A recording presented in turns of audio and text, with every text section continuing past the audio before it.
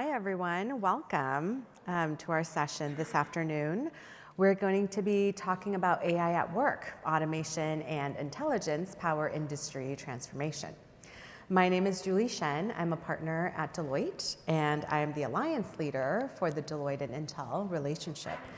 We're going to be diving deep today into how AI and automation reshapes industries and creates new opportunities. From edge AI to physical AI to the transformative role that robotics and connected infrastructure play, we're going to explore how these technologies not just enhance existing processes, but revolutionize entire industries.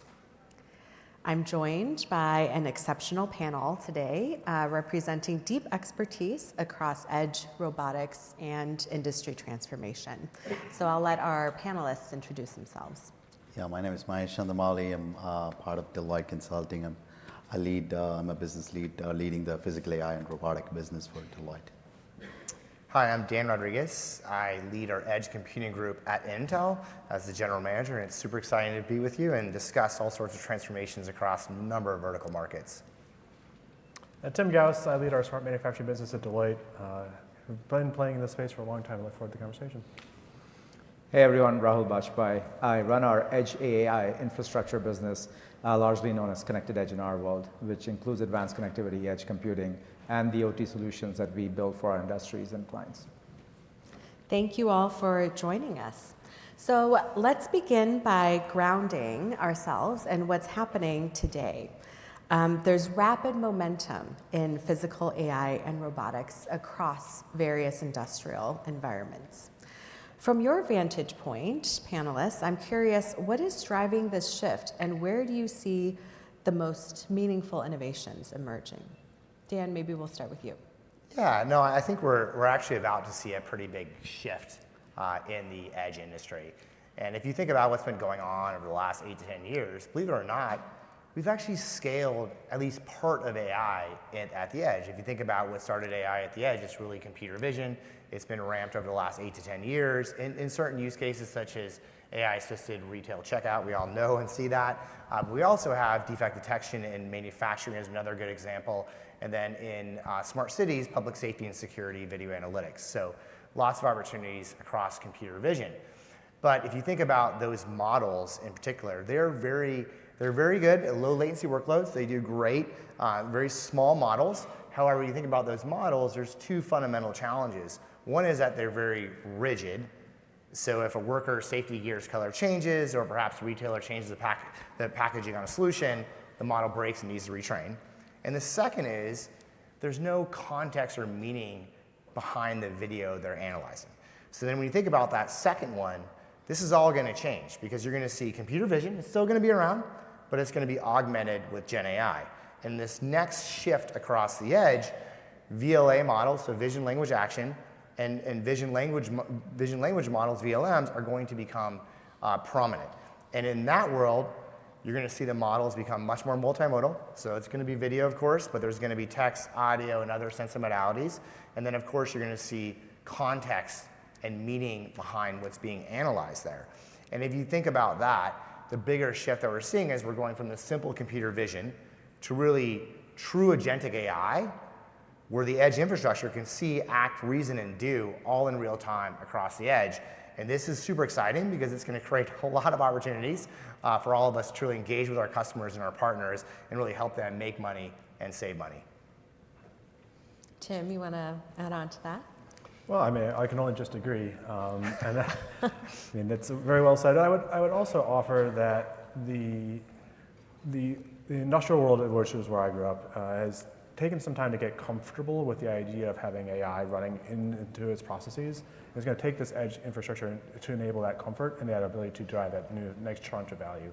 So, the context is incredibly important. We've been very focused on point solutions, and I think as we move to this next horizon, the only way we're going to get to that next unlock, and you just, if anyone in the room heard Bill talking about physical AI, that all comes together, and that's really where we're going to see this next generation of value coming from.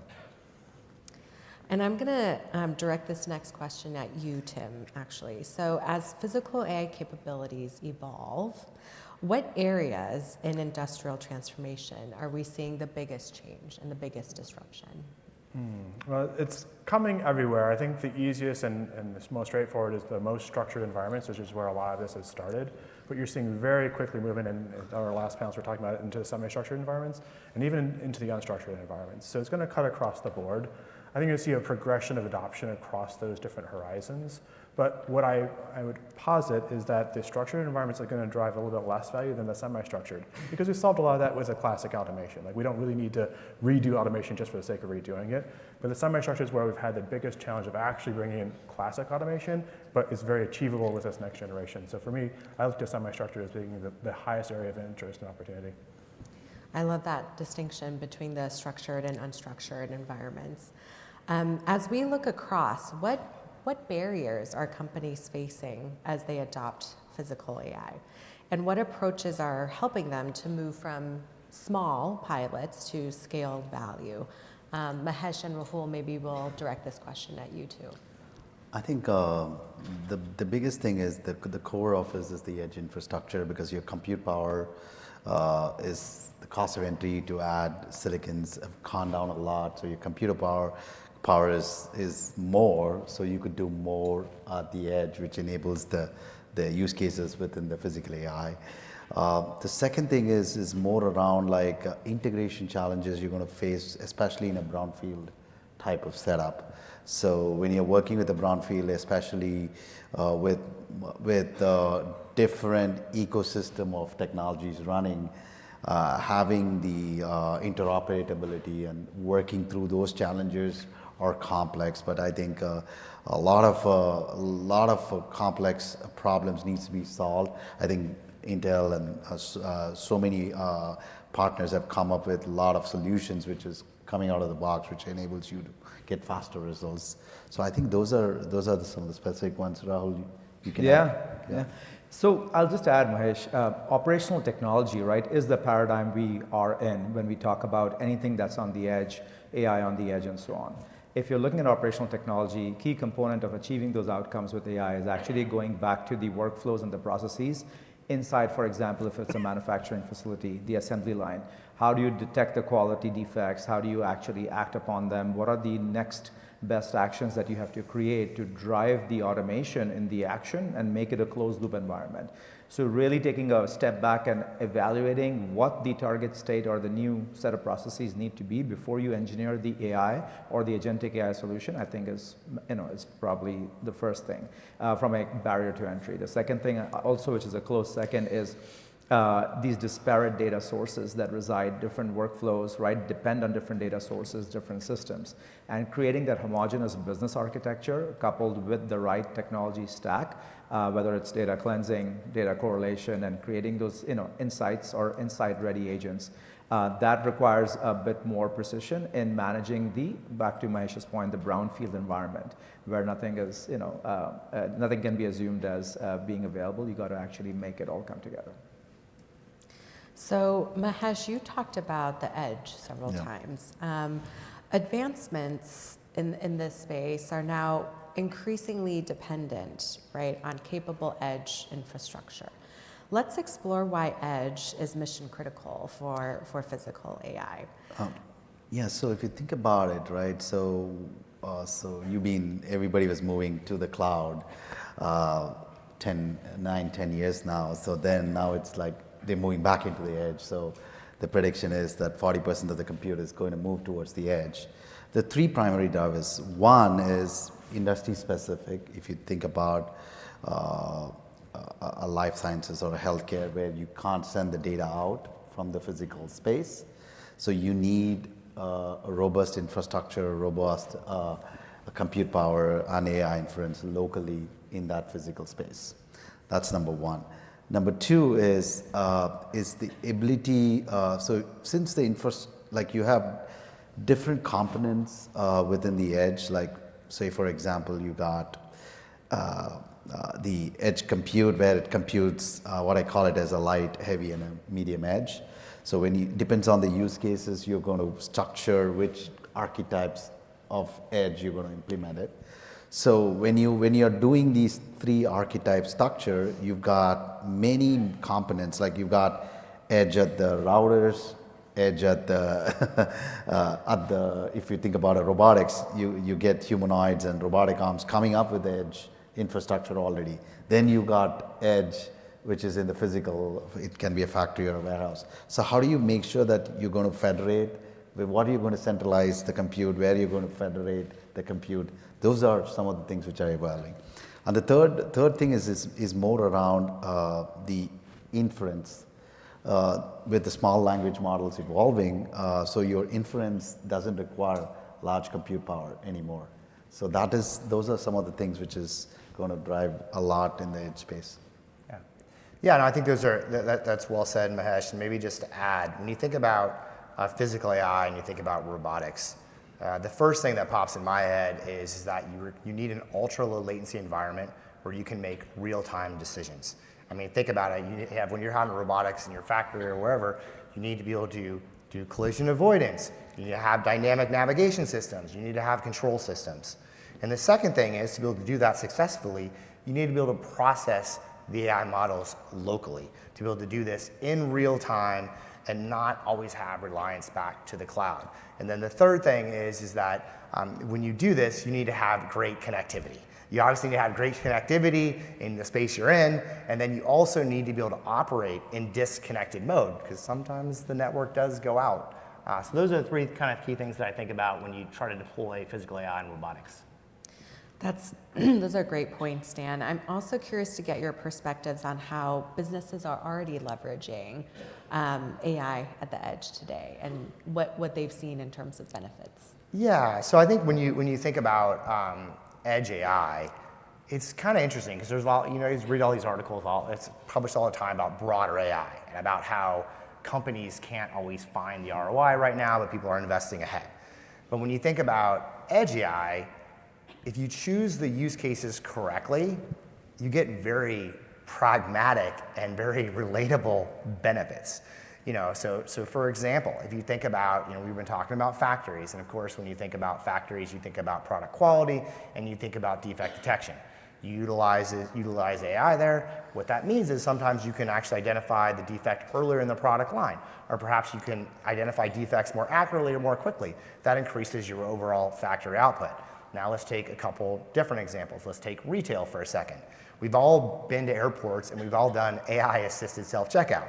The whole idea there is improve customer experience, reduce queue lines. Very easy to measure. Then let's take health, a totally different industry. Lots of possibilities in health for many different sectors, but just take imaging for a second. This is where you can, agentic AI is a great example. So with agentic AI, you could have an agent autonomously guide an ultrasound tech to do the scan. Then secondly, you could also have an agent interpret scans in real time, helping to provide physicians very valuable information when they make the ultimate decisions for the patient. So I do think there's real tangible value you can have in edge, but it's all about really identifying the right use cases, identifying the right partners, and building a solution that truly scales very easily and very quickly in the market, and then you can get tangible ROIs. Yeah, that makes a lot of sense. I want to go back to what we were talking about those brownfield environments, right? And from an integration perspective, Rahul, this question is for you. How do organizations architect in those environments for things like low connectivity, local failover, and reliable distributed deployments? So that seems to be like an evolving journey for most of our clients. In a brownfield environment, let's start with the first one, right? The connectivity fabric. The enterprise may already have a robust, fiber backbone with some IP MPLS configurations. They may have Wi-Fi, but is that configuration or ready or capable of supporting the different archetypes of sensors, devices, endpoints, cameras, right? That need that near real-time data inferencing and tracking. So upgrading or enhancing the connectivity fabric, both wirelessly and wired where needed, to accommodate these net new devices and endpoints is probably the first order of business. The next one is creating that software-defined networking layer that allows you to prioritize right communications and classes of traffic between low latency, high sensitive applications versus others. So that's more of the software config and design once you have set up the fabric. The third one is then the application itself. A lot of our enterprises struggle with old application sets written on bare metal servers that need to be ported over to more of a cloud native like, not in the cloud, but cloud native like application. So that may require rewriting the application, putting some wrappers like Kubernetes around them, or completely changing, right, the code itself and getting to a point where that application can sit and talk with multiple other applications on a common infrastructure stack. The next logical thing, which I think we all know, is data, but redefining the processes and ensuring that the workflows that you're trying to automate are in fact the most optimal way of doing work, and then writing the agents or the actual agentic workflows to bring about that automation is probably the fourth step. And then the final one I'll say is observability and continuous improvement.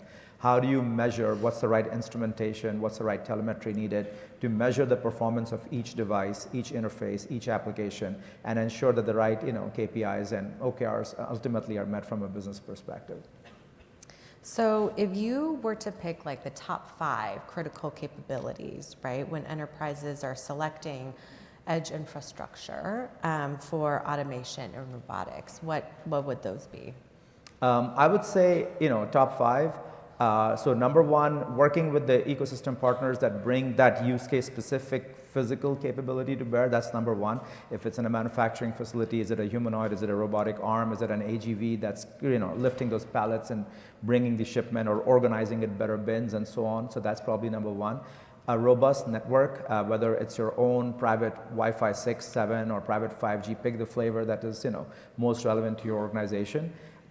Bringing in a ecosystem of devices, sensors, and endpoints. Maybe the third one where you can actually ensure that these are pre-tested, pre-certified into the stack that you want to run. So you're not wasting a whole lot of time in creating those specific custom integration modules for these devices.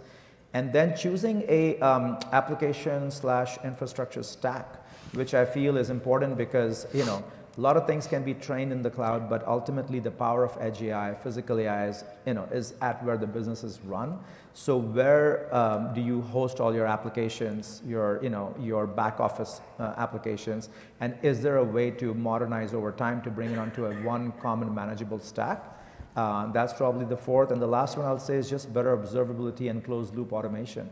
How do you bring about the right insights into how things are operating, and what do you have to refine to adapt to your new business needs? Those are the top 5, I would say. Yeah, I love how you included an ecosystem of capabilities in one of your top 3, I think it was. And I think as we look at this space, right, and as edge compute continues to evolve, scaling these innovations are going to require partnerships and ecosystem alliances, as well as functional expertise and blueprints. So to meet the rising demand for edge AI, how are companies like Intel and Deloitte collaborating to accelerate adoption? So Dan and Tim, maybe we can start with you, and then Mahesh, I know you have some real-world examples of this as well. Okay. Yeah, I think if you take a step back and you think about this at a high level, our jobs is to create a plethora of solutions out in the market and really drive an open and broad ecosystem and try to get that flywheel of innovation going. So at Intel, we've introduced something called our Open Edge approach, which helps our partners with edge AI systems. We have vertical specific AI suites to jumpstart vertical specific innovations, as well as an open edge toolkit.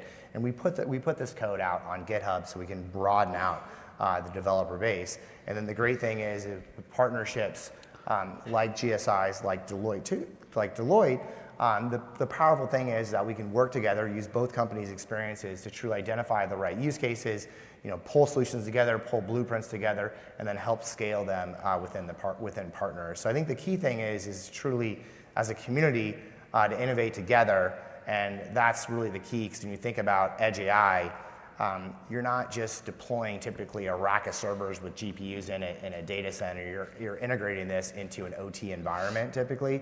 So you need to have strong hardware builders. So think about the OEMs, the ODMs, the OSVs, the ISVs, and then the SIs involved to truly instrument and pull together a solution and get it implemented to scale it at a customer. Excuse me. I would add a couple of things.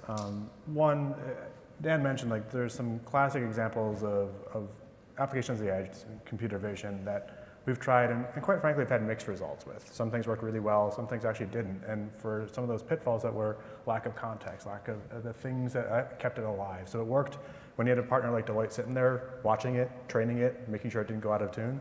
And once we went away, sometimes that drifted away. And the support structure of the clients themselves weren't ready to take on that complexity. I think this is the time to shift that paradigm because the technology has shifted so much that if you do the edge deployment properly, it's much more achievable to have a much lower complexity of maintenance going forward. And to me, that's a real key unlock for scalability, that it could allow you to actually revisit some of the failures of the past and re-engineer them in a way that they'll be successful going forward. Key to that, though, is a lot of things that Rahul talked about. You have to pick the right starting spot. You have to know what the true north is. Even if you don't deploy the whole thing along the way, you have to understand that entire kind of pathway to that end state. And with that understanding of pathway, you then pick off those high-value use cases that start to get that virtuous flywheel going of both innovation, but more importantly, value. That's where you get the stickiness. To me, if you can drive the value, but do it in a way where you're not relying on a costly maintenance model, but actually almost a self-support model because technology itself is supporting itself, you have exactly what you're looking for in this future. I don't know, Mahesh, I know you have thoughts on this. Yeah, so one of the major things on the ecosystem is very, very critical. What I say all the time is it takes a village to scale these type of edge AI and getting into the physical AI world. You're going to have different parties, as Dan mentioned. You've got the ISVs who produce a camera technology with the software. Then we got Intel Silicon in it. Then you got a lot of other providers who are you're going to play with that plethora of things. But at the end of the day, you're solving a use case, right? But the problem is, since there are so many points of failure, if you don't have like an ecosystem partner who can all work together to drive that value and use case to the customers, it's going to be very hard because of various different components which are going to be in the play. And with the robotics coming in, it's in 12 to 18 months, it's going to open up. You got like 30 degrees of freedom in a humanoid, where you got like different things you're going to come into the mix. So the ecosystem partnership is going to be very critical, and it's also very important to pick the right ones when you start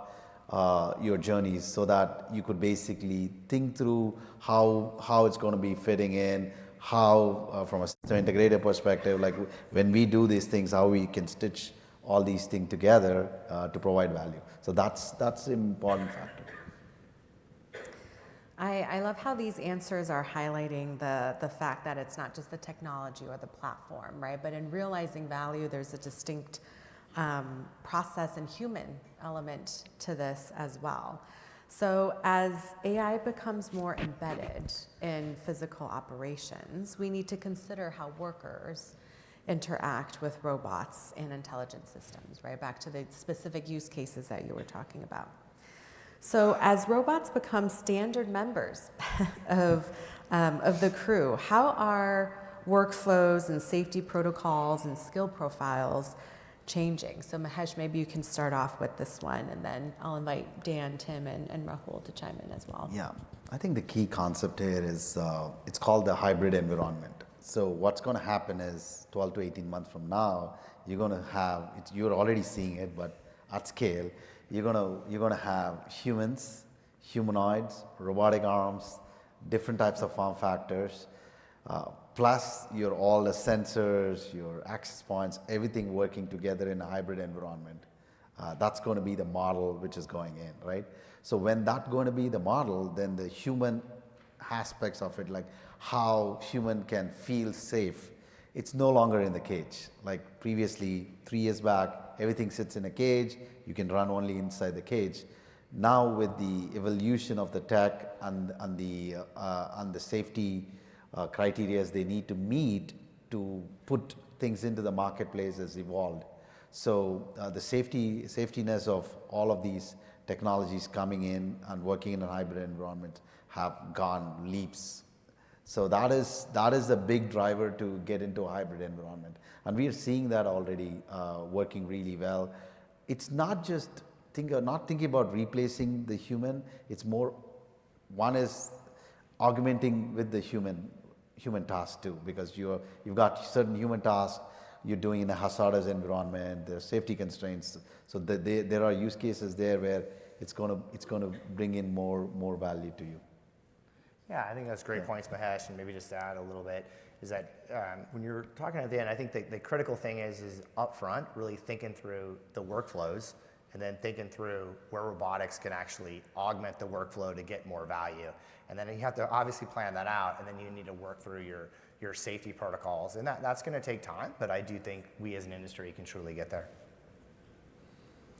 Yeah, I think I was reading an interview with an AI startup founder, and she was saying she doesn't see the day when humans just stop, right, and AI takes over. That's very, very unlikely. However, with the AI workers being out of the cage now, Mahesh, as you put it, AI anxiety is definitely on the rise. So what are your thoughts on how we can address their concerns about safety, job impact, and trust overall? I think the key thing is education is one of the key things.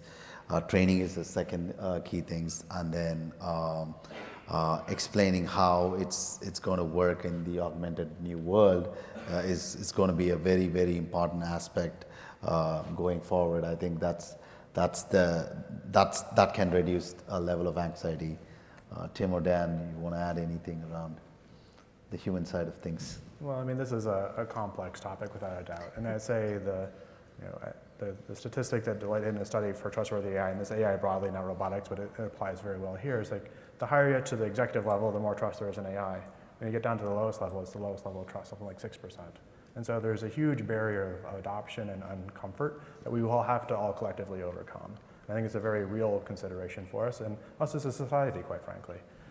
That said, we did a study, and if you look at the projection of job shortages within the United States just for manufacturing alone, much less the entire growth, we're something like 3 million jobs short.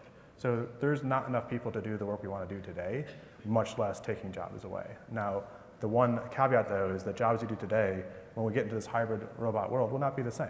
And we need to expect that. So we need to start to think about the re-engineering of the work to have this environment where we still work together collaboratively, but hopefully, and my goal would be to remove the things that humans just don't want to be doing. There's lots of jobs we still do today that are just not very fun, not very comfortable, and actually not very safe, and those should go away.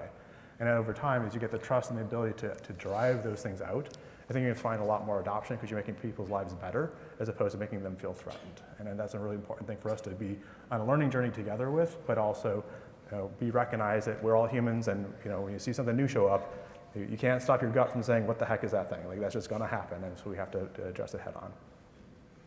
What's interesting about what you said, Tim, is that statistic about the difference between how executives and employees perceive AI, right? There was a similar study for software developers, which is, the domain where AI is being invented.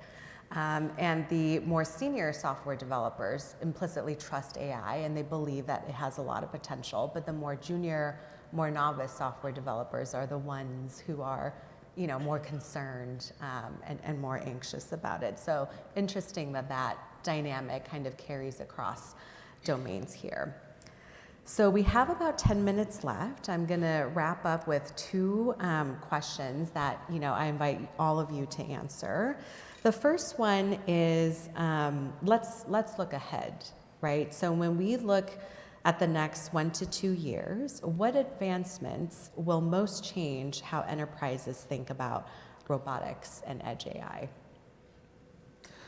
I think two things for me. I think the development of VLA models as more and more training is going to happen in the VLA space, and the more innovation, that's going to change the game, because I keep saying that how when ChatGPT came, how the LLM changed everything. That's going to be the thing for robotics. The VLA is going to be the game changer. So that is something you have to watch it very closely. And then the multi-model perception to operate safely, that's going to be another area where I see that there's going to be a lot of investments and a lot of action going to happen. Yeah, I think maybe a few things. I think first, if you think about the technology involved in driving edge AI as well as physical AI, that technology keeps getting better. I think you're going to see SoCs with more powerful integrated AI acceleration and oftentimes remove the needs for a discrete GPU, allowing you to really more broadly scale edge AI compute and also support the use cases with the right KPIs, but also at a much improved TCO. In addition to this, I do think that you're going to see some of the newer models, so the VLMs and the VLAs, become prominent. Obviously, and think about the tech behind robotics. It is really about those vision, language, action models, and that's truly it is a game changer in the industry. And then the third thing is that I'm a huge believer, and Intel as a company is a huge believer in open ecosystems, and I truly believe that you put the power in the innovators' hands. There's models out there that we haven't even thought about today, haven't even dreamt about, that are truly going to change how edge AI and how AI at large plays out. So it's super exciting times to be in this space. When you think about all the different industries across the edge, there's lots of transformation happening and lots of innovation opportunities. I'll give you two thoughts. One, we always talk about the hype curve with new technology, and I don't think we're going to find the same style of hype curve here as we have in the past. I think we're going to pass through things a lot more rapidly. That whole trough of despair, we probably already passed through it. We didn't even know it, quite frankly. And that's going to be solved by us getting much more specific in what we're going after. So you're going to see not just broad use cases, but really sector, subsector, very tight, focused solutions that drive a bunch of value. And that's going to break through a lot of the kind of concern over the value creation that you hear about a lot today. And the second point I would say is there's a price point that's going to also shift things. So as robotic manufacturing, if we talk the physical space comes to scale, you talk about the compute, there's some very interesting announcements made even at CES this week around the future of compute costs and token cost. Like everything's coming down to make it more affordable, which opens up a whole different tranche of value that can be created. So you combine those two things together, you're going to see a very different reality a year or 2 years from now than you do today. Yeah, I'll just add a couple of things, right, based on everything you all said, which I completely resonate with. One is bridging the gap between the producers and consumers of technology, right? So if you think about all the producers of tech, whether they are robots, AGVs, right, silicon, bare metal, hyperscalers, they are the true innovators that they're bringing this technology to bear. Then the consumers on the enterprise side have to figure out a way to get this technology inside their environment, make sure that it actually works in their operational value chain, and be able to train the staff, train the people to live in this new world in that most optimized human-machine interaction, I would call it, a way that can elevate their own roles to do other things while the more repetitive or mundane tasks are being done by physical AI, bots, machines, and so on. And us as integrators in the middle, I think it's more of a responsibility on us to make sure that the gap gets shorter and closer between the producers and the consumers of technology. That should hopefully lower the barrier to entry moving forward. I think the second thing, I think Mahesh, you mentioned this earlier, is training the workforce in a different way and making information available in context as opposed to inundating them with 20,000 volumes of what they have to go read. A technician on the floor, right, when there's a break or a defect detected, can the, I'm giving an example, can the wearable or can the iPad or the terminal give you that information in context, whether it's through a chatbot or a wiki that analyzes that defect, that fault, and suggests the actions, suggests the actual, fixes, so that it becomes easy to adopt, and the fear of adoption at the lower level, that 6% you were talking about, Tim, that hopefully, right, then increases to be less of a fear, more of a, hey, this makes my life easy to basically use this technology as a tool that assists me in my job. So I think those are the two things from looking forward, Julie, that would probably make it easier for us to adopt this. And for this last question, we'll start with you, Rahul, and go this way. For the leaders in the audience, what one action should they take now to prepare for this next era of physical AI and edge AI?